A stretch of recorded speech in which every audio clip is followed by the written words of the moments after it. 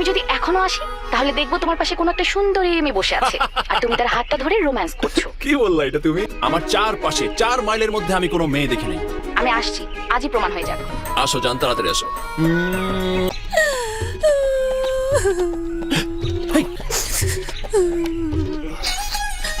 চোখ দিয়ে তো পানি বের হচ্ছে না। না আর কাঁদবো না, কাঁদতে কাঁদতে পুরো টায়ার্ড হয়ে গেছে।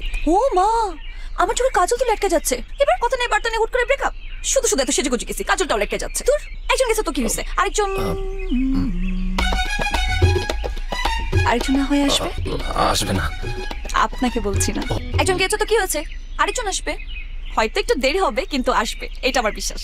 ব্রেকআপ হয়েছে, এখন যদি না কান্না করি তাহলে মানুষজন মনে করবে আমার ভালোবাসার মধ্যে কোনো ফিলিংসই ছিল না। এই জন্য কেঁদে কেঁদে বুক ভাসিয়ে ফিলিংসের প্রমাণ দিয়ে দিলাম। আপনি যদি এই মুহূর্তে এখান থেকে চলে না যান তাহলে একটু পরে কিন্তু আমার জীবনে একটা হৃদয় বিদ্রোহ ঘটনা ঘটে যেতে পারে। Same case. মানে মানে আপনার গার্লফ্রেন্ড আপনাকে চাপে রাখে, আপনার উপরে কোনো বিশ্বাসই রাখে না।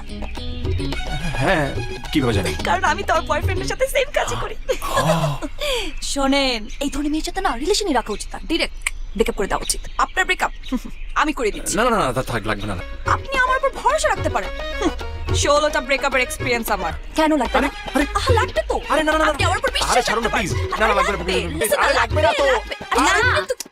আর ছাড়তে হবে না, যেভাবে শক্ত করে ধরে আছে তুমি ধরেই থাকো। Just shut up. তোমার এই মুখ আমাকে আর দেখাবে না। আজকে আমাদের ফাইনাল ব্রেকআপ। যে চলে যাওয়ার সে চলে যাবে, আজ না হয় কাল। আর যে থেকে যাওয়ার সে সারা জীবন থাকবে।